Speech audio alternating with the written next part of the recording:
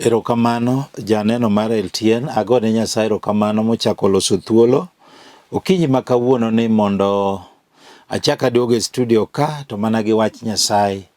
Omiyo janeno ago erokamano Nyasaye momiya ngima to miyi ngima okinyi ma kawuono ni. Omiyo kapok adhi mbele, nyinga iluonga ni Bishop Agustino Omedo, aja Kisumu County, ae gweng' miluongo ni Kogony buto koro Gonda School, ajal mowar kendo ajaneno mar Yesu Kristo. Agone Nyasaye erokamano janeno kamoro amora ma intie.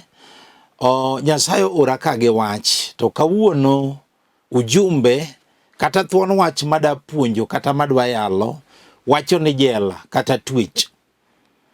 Nikech ji nie jela kata ji nie od twech. To amor gi Nyasaye makele studio ka kawuono. Omiyo kapok adhi mbele janeno, akwayi ni kamoro amora ma intie, adwa ni mondo ikul wiyi mondo weche duto kapok wadhi mbele to waket e lwet Jehova. Agoni erokamano Nyasach loch, akawo janeno ni akete lweti, imiye winjo matut mondo injili madhi yalo kata weche madhi puonjo olok ngimane kendo timne dwaro mar dhoudi chunye. Alamo ka an gi yie ni isemiye winjo matut e nying Yesu majawarwa. Janeno mana kaka wacho ka ok adwa ketho sa, thuon wach ma kawuono da wuoye wacho ni jela. En adier, adwa na wuoye wach jela kata twech. Kendo jela kata twech, ka ng'ato nitie to rach jopolo, jela rach. Walere gimiluongo ni jela mokwongo, jela ka ng'ato nitie, rach jopolo. Jela ma chieng' moro nokete Paulo kod Sila, tiende ni jela mar pinyni. To gimomiyo bende nokete Paulo gi Sila jela, nikech negi chiko jachien moro marach kuom nyako moro. Nyako ni ne koro ga wach ne ruodhi. To sama ne okoro wach ne ruodhi go, ne okelo ne ruodhi go ala. To chieng' moro Paulo gi Sila nojaluwo ga Paulo gi Sila. Omiyo chieng' moro Paulo gi Sila nochiko jachien no kuom nyako no mowuok. Mae momiyo norwak Paulo gi Sila e jela. Hawuoye jela mar pinyni. Mae momiyo nawacho ni bedane mos kaminenani. Awacho ni jela ka ng'ato nitie to rach. Kendo ng'ama nie jela, nitiere jela mar Kodiaga. Koro wawuoye Kenya ka. Nitiere jela mar Kodiaga, nitiere Kibos, nitiere Simolatera Tewa, piny Mombasa. Bende nitiere Industrial Area Nairobi ka kata Kamiti. To nitiere bende jela mar Hague, mar piny ngima. Tiende ni ng'ama nie jela, en onge sauti, kata onge duol gi dholuo. Tiende ni ng'ama nie jela en otimo mana gima askari owachone mondo tim. Kendo ng'ama nie jela kong'isi ni kawuono in emidhi puko losruok mar jomotwe, to kinyal resist nikech in e twech, in e jela. Kendo ng'ama nie jela en chike, ok ochik ng'ato. Mae momiyo awacho ni jela rach ka ng'ato nitie. Jawer moro chon nowero ni ni ng'ama teri e jela en jajuok, kiduoge yudo kanyaro pong' mano kendi. Tiende ni ng'ama ni e jela en jajuok, ng'ama teri e jela tier en jachuok. To adwa wuoye jela mar ot kata mar dala. Mae jela madwa wuoye kawuono.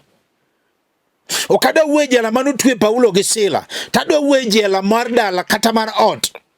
Manyalo mako mama moro, onyalo mako jaduong' moro, onyalo mako chiliel moro, onyalo mako nyathi sikul moro, kata nyako moro, kata kijana moro. Mabiro wacha die ni Bishop, kabiro ng'iyo ngimana taneno ka ane chwech kata ane jela.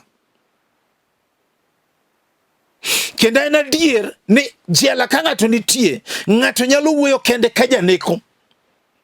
Kendo jela ka ng'ato nitie samoro kinindo tieno, nikech ine jela ine twech ikale wach moro. Ng'ama nie jela samoro kati dide mana chiemo mamit manade nyalo tami chamo nikech ine jela. Okinyi ma kawuono ni chuo koda mon nie jende mopogore opogore. Ing'eni jende opogore. Akia ni nene jela ka in kanye. Nitiere ng'ama inyalo twe maisha, tiende ni ngimane te. To nitiere ng'ama inyalo twe dwe achiel. To be nitie ng'ama inyalo twe dweche adek. jende opogore opogore, to okinyi ni amor nikech akelo jal manyalo gonyo ng'ato e jela kata e twech. Iluonge ni Yesu Kristo.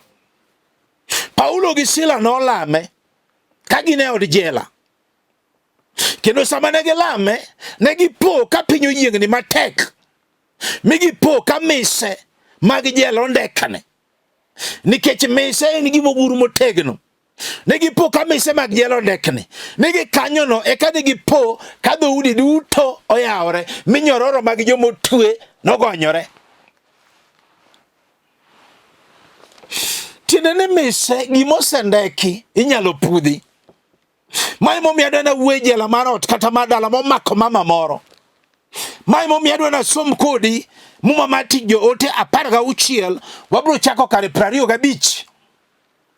Ndiko mar Nyasaye wacho niya, awuo jela manotwe Paulo gi Sila.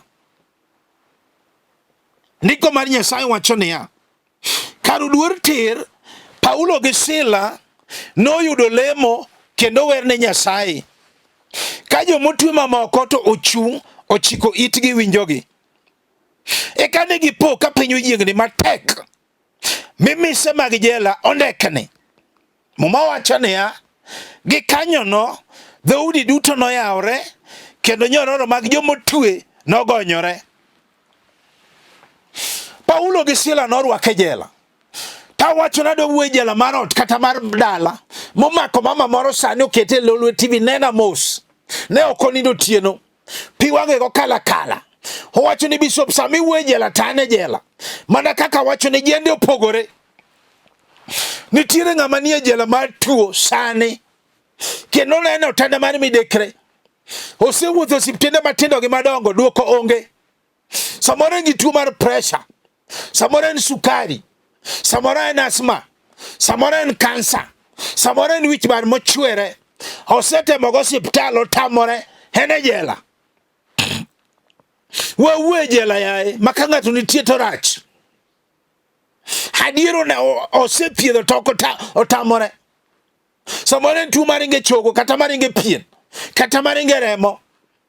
Iseketho mwanduni kimanyo chang, duoko tamore, nikech ine jela mar tuo. Wawuo ng'ama nie jela mar tuo. Mawacho ni Bishop ani mane jela mar tuo. Kata sani aneni kama antini ana otanda mar midekre. Dendara mama kanyal. Wawuo jela. Nyako moro chieng' moro biro ira ng'isa ni Bishop, an wiyo osebara higni 2. Asemuonyo yath lokruok onge. Daktari nowacho ni abiro muonyo nyaka ngimana duto te. To sama ne omanya, nanyise ni winjo nyako, ni mano in e jela. Jachien oketi e jela mar tuo. To bang' lamo kode Nyasaye, noyudo chang makende. Nikech muma wacho niya, Paulo gi Sila nolame, ma mise mag jela ondekni. Ne gikanyono dhoudi duto noyawore, kendo nyororo mag joma otwe nogonyore. Tiende ni kata kawuono, awuoyo gi ng'at manie jela mar tuo. Ibiro gonyi kawuono e jela mar tuo miyud chang. Akia ni ng'ama winje kama nitie. Mabiro wacho ni Bishop ane mane jela. Ane jela dier. Ka ng'iyo ngimana to ane jela. Ane jela mar koso tich. Ng'ato nena ka wacho ni ane jela mar koso tich. Nikech osemanyo tich ndalo mathoth to ok oyudi.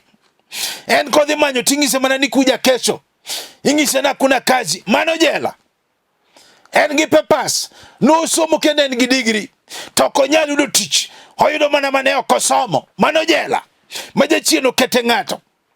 Adiero onena kama wacho ni Bishop, ane jela. Asemanyo to ok ayudi. Ane jela. Samoro noriembe tich bila makosa. Mano ng'at manie jela mar koso tich. Adier samoro noti adier. To nochunge tich bila makosa. Adier samoro tiyo tije mane ok osomo. Nikech ene jela mar koso tich. Tandiko wacho niya, muma wacho niya, Paulo gi Sila nolamo Nyasach Paulo. Mane gipo ka piny oyiengni matek. Mise tiende gima oseguru motegno nondekni. Ne gikanyono dhoudi duto noyawore, kendo nyororo mag joma otwe nogonyore. Kata kawuono ibiro gonyo ng'ato mane wachidi ni bishop ane mane jela mar koso tich kendo ibiro yudo tich e nying Yesu.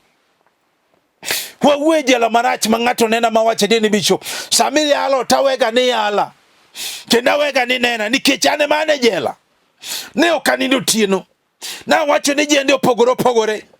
Nitie jal minyalo twe higni 10 maisha, nitie jal minyalo twe higni 3, nitie ng'at minyalo twe dwe 1. Jende opogore. Mae momiyo ng'ato nena ka, mama moro nena ka. Mabiro wacho ni bishop ane mane jela mar manyo nyathi, mar koso nyathi.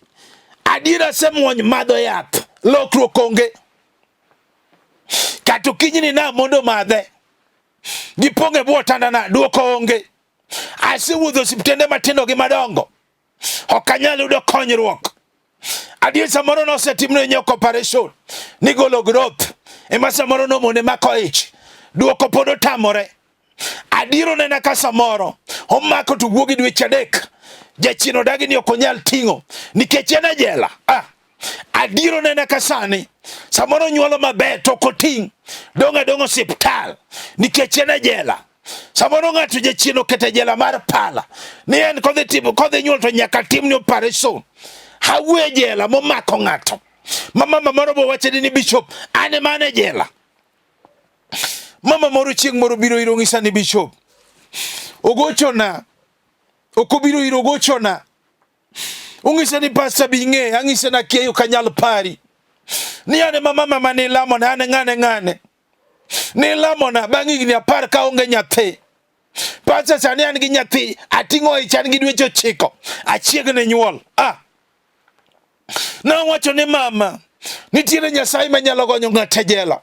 Ne ine jela mar koso nyathi to Nyasaye osepari kendo chiegne nyuol sane. Wawegi ng'at ma wacho ni bishop ane jela nikech andiko wacho ni Paulo gi Sila nolame Nyasach Paulo kagine jela mar pinyni. Ne gine Tuech, ne gine od Tuech, ne gipo ka piny oyiengni matek. Mise mag jela ondekni. Muma wacho ni Gikanyono dhoudi duto noyawore kendo nyororo mag joma otwe nogonyore. Kata kawuono ibiro gonyo mama moro ma wacho ni pastor ane mane Tuech mar sigete kata mar Rariw otama ting'o to kawuono awinjo ka Nyasaye biro timo. Ibiro gonyo ng'ate jela. Adiel jela rach ka ng'ato nitie. Jela rach ka ng'ato nitie. Tuech na wacho ni jende opogore. Mama moro nena ka samoro ng'ato nena ka dier, nyako moro nena ka. Adier ma ene jela mar tedo, jela mar kend. Ng'ata onge ng'at ma penje kata nyinge. Ng'at ma kende onge. Beto samoro jaber adier kendo en figure 8 kaka ji nowacho ni jaber jaula. To ng'at ma penje nyinge onge nikech en e jela. Samoro jela moro make mar wuoth. Otedo ka oa, okia gima time nikech en e jela. Samoro adier nyithindo to en ga 4, ng'ato ka ng'ato gi wuongi to dichuo ma kendo tamore nikech en e jela. Samoro adier tich to en godo to dichuo otamore ok onyal yudo, en e jela. Kata sani adier onena ka kodak kende. Adier en e jela otedore kende. Weche gi lite chunye. Owacho ni da bedie oda. Dikora seloso oda nikech en e jela. Samoro adier nyithinde to wene mamagi. Samoro mamagi bende oseti. Odoko japidi. Nikech en e jela. Weche gi lite chunye koparo. Samoro dhi manyo tijot. Iluonge ni anti nyaka ot ma ok watni nikech in e jela. To ka en mero mari. To kawuono ndiko wacho ni ibiro gonyo ng'ato. Nyako moro ng'isa ni bishop nonena ka yale lolo TV ko wacho ni bishop ane mane jela. Adier ke wacho to ane mane jela. Adier pastor asemanyo dichuo to kayude kata ng'at ma penja nyinga onge. Ane jela. Sama no manya nwalamo kode Nyasach Paulo. Nyasaye ma Paulo gi Sila nolamo kani e jela mar Tuech. Ma mise mag jela ondekni. Ma nyororo mag joma otwe nogonyore. Tok lamo kode duoko noyudore. Nikech andiko wacho ni Paulo gi Sila nolame ma mise mag jela ondekni. Ma nyororo mag joma otwe nogonyore. Mi dhoudi duto noyawore. kata kawuono awinjo ka Nyasaye biro duoko ng'ato e dalane mane oweyo cha. Ibiro kendi e nying Yesu. Ng'awuoyo gi ng'at ma wacho ni bishop an e jela. Ne ok anindo otieno. Pi wanga go kala samiyalo. Aonge kwe dhod chunya nikech an e jela. Kale jela rach. Na wacho ni ng'ama ni e jela en onge duol. Nikech jachieno maki mafuanda. To kawuono awinjo kibiro gonyo ng'ato. Nikech Paulo gi Sila lame. Kata kawuono obiro lamo kodi Nyasaye no. Obiro duoko. Ang'eye kaka oduoko. En odwaro mana matek. To yiengo misego. Tiyudo gimidwaro. Nikech ng'ato nena ka dier manie jela mar koso kwe. Nikech osemanyo kwe to koyudi mano jela. Nukendoru kuheroru muluongore mana ni sweetie darling mago norumo nikech ine jela. Samoro ng'ato ninde sitting room, ng'ato ninde bedroom, onge ng'ama wuoyo gi wadgi, ine jela. Samoro adier oto temi ok inyal chieme odi, idhi chieme hotel nikech jela mar koso kwe, onge ot, ok uwinjru e dhok. Wawuoyo jela marach. Tandiko wacho niya, Paulo gi Sila nolemo mise mag jela ondekni. Gikanyono dhoudi duto noyawore kendo nyororo mag joma otwe nogonyore. Awinjo kibiro gonyo ng'ato ma kwe betie odini. Nikech ondike Muma mar sa 9:6 ni nikech nonyuolwa jawar, adieri biro nyuolonwa wuowi. Loch nobedi e lwete. Ne luong nyinge ni jabura maono, Nyasaye maratego, wuoro manyaka chieng' kendo ruodhi kwe. Tiende ni monyalo kelo kwe mogonyi e jela. Wawuoyo jela marach manyalo mako ng'ato. Adiero nyalo mako ng'ato motam wuoyi moro kendo nikech opango tok timre mano jela. Samoro kendo to mon dhi adhiya be ok uchwanyru mano jela. Adier wawuoyo gi ng'ato ma samoro bedo mos ka winja sane. Adier en e jela. Ikende to dhi adhiya. Kata sani samoro idong' idak kendi. Itedori kendi nikech dhako noweyi. Ine jela mar koso dhako. Onge mabet. Wawuoyo jela marach momako ng'ato nena ka sane.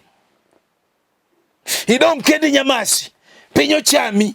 Tandiko wacho niya, Paulo gi Sila nolame Nyasach Paulo mabiro lamo go kodi ka. Negipo ka piny oyiengni matek mise mag jela ondekni. Muma wacho niya, dhoudi duto noyawore kendo nyororo mag joma otwe nogonyore. Kata kawuono ibiro gonyo kijana moro mane nie jela mar koso dhako. Kata machiege nodhini kendo chiegi biro duogo e nying Yesu. Wawuoyo ng'ato ma wacho ni bishop an e jela. Kendo kang'iyo ngimana to jela. Mai momiyo na wacho ni jela rach ka ng'ato nitie. Ng'at manie jela onge duol. Mai momiyo Paulo gi Sila noparo Nyasaye ka gin e jela kacha. Ne gilamo Nyasaye manyororo mag joma otwe nogonyore te. Kata kawuono kiani nene piny mane. Ibiro gonyi. Haijalishi ni in kanye. Nikech andiko wacho ni Nyasachwa bade ok chiek be itiyo kodino.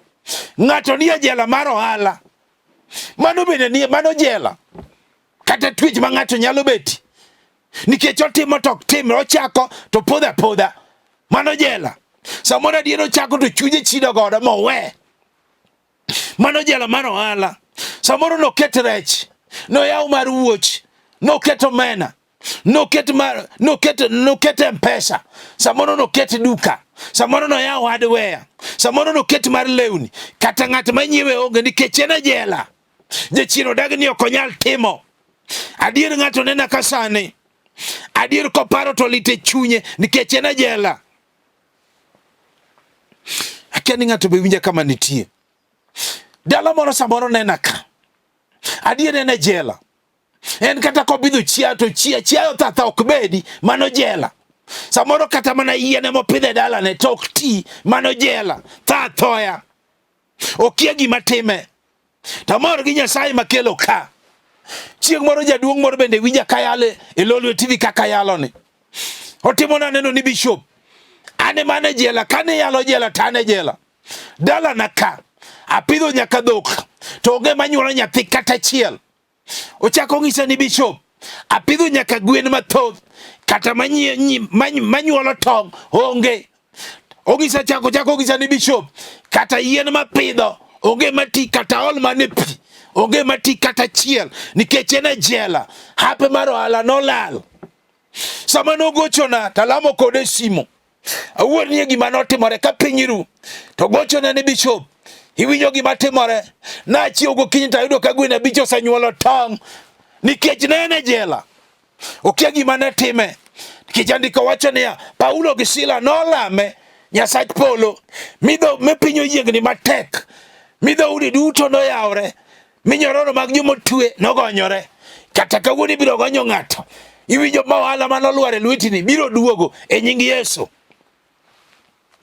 Akia ni ng'ato be winje kama nitie. Wawuoye gi joma nie jela. Nikech achiegni lamo kodi Nyasaye. Wabiro lame. Nyasaye ma Paulo gi Sila nolame jela cha.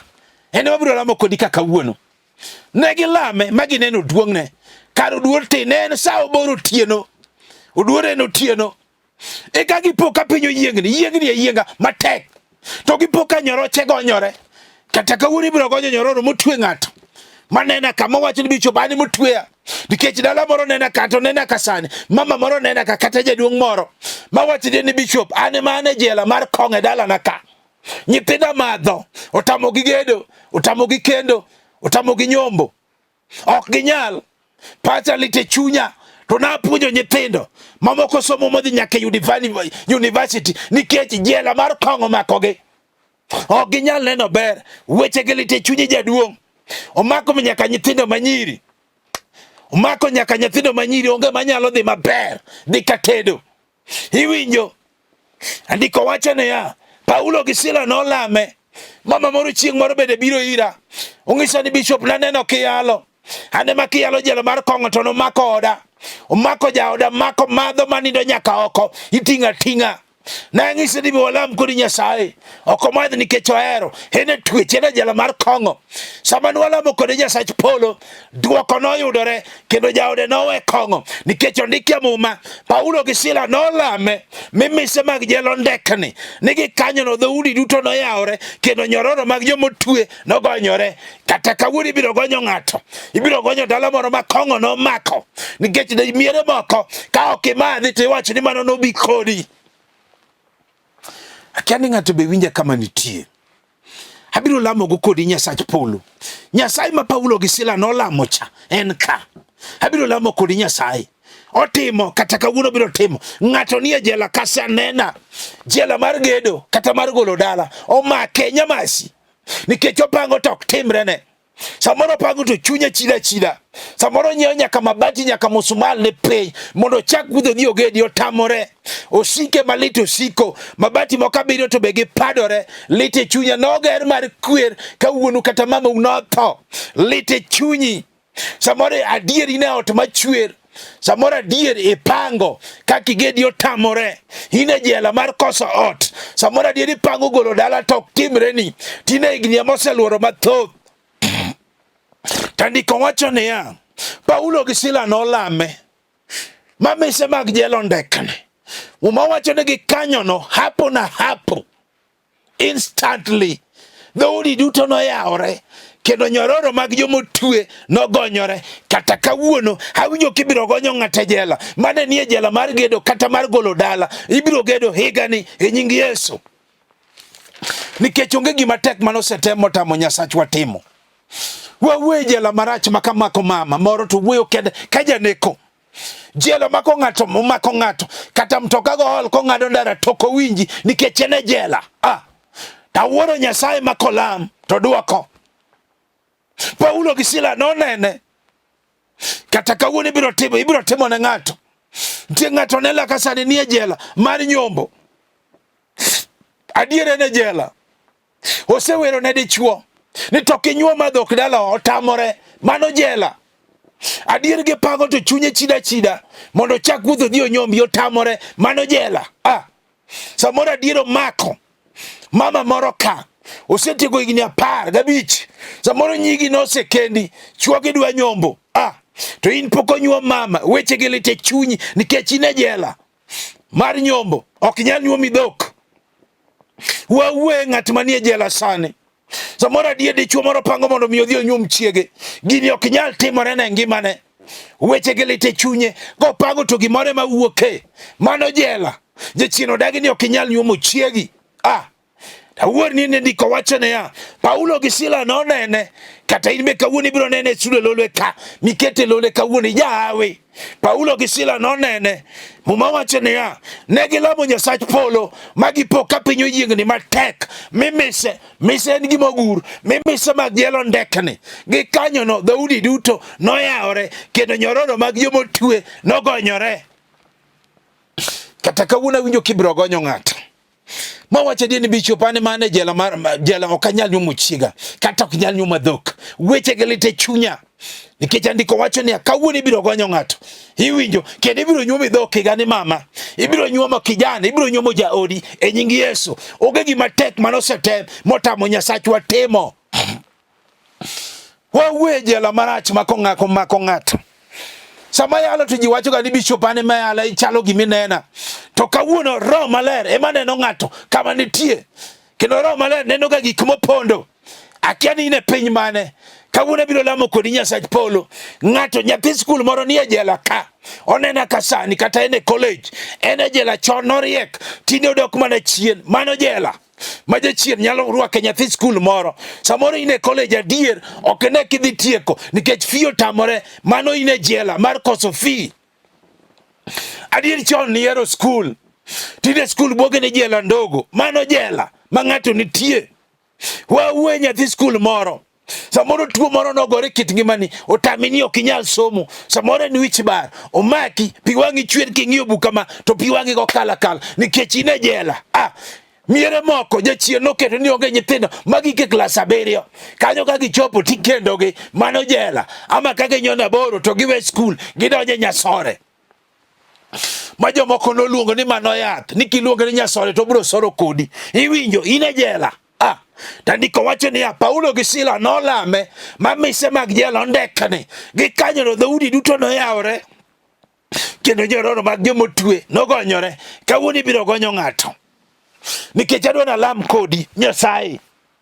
Entiere sudo ka akia ni ine jela. Akia ni nena ka ine jela kanye. Kata in Mombasa kanyo. Adwa na lam kodi. Kata in Kisumu kanyo. Ine jela. Iwinjo kata in Migori.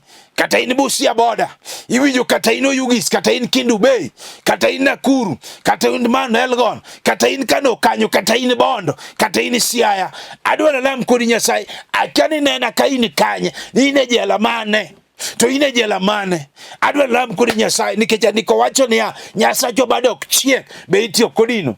Adwa ni wene gimetimo. Kinyalo mako tivite make. Kinyalo go chongi penye tigo. Nikech iye biro kama intie no to timo gik madongo. Wala mo Nyasaye. Erokamano Nyasache loch. Akao mama ni akete lweti. Akao jaduong' manie jela ni akete lweti. Akao nyako ni, akao chiliel ni, akao kijana ni nyathi skul ni, akete lweti Jehova. Dhiye kama entie Jehova Nyasache loch. Nyasaye manigi teko. Ka Paulo gi Sila nolami, ma mise mag Jela nondekni, ma dhoudi duto noyawore. Japuonj yawne mama ni, yawne jaduong' ni, yawne nyako ni, chiliel manena kani. Alamo kan gi yie ni isetimone e nying Yesu majawan. Janeno mana kaka wacho ni nyinga en Bishop Agustin Omedo. Aja Kisumu County. Hae gweng' miluongo ni Kogony buto Korogonda School. Ajal mowara kendo mopong' kod teko ma Roho Maler. Kanisa na maleme kapok awe namba na iluongo ni House of Hope and Redemption International Church. Wayudore e Babadogo Primary School. Kanya mawane gi hall maduong'. Ji osebiro moyudo miracles. Kaine chuny town kati kawa namba 25 to lori terminus mwisho Babadogo. Then ibiro we namba na mabiro wenini. Kapok awe namba na ago kamano ne director Malolwe TV Samo Chola. Nyasaye mondo gwedh na kamoro ma intie kod niko kelo. Nyasaye mondo gwedhi kendo otimni oni gi ranyisi. Nyaka joma tielo lete agonu erokamano Nyasaye mondo gwedhu. Nyaka pastors bishop mwayalo go Injili ka Nyasaye mondo gwedhu kamoro ma untie. Namba na mar simo awayo mondo watude sach Nyasaye 0726843941. Anu wayo mondo winji 0726843941. Namba na machielo menyalo yudago en 0750383499. 0750383499. Kiki flash go simo. Kao kamanto Nyasaye mondo gwedhi. Shalom.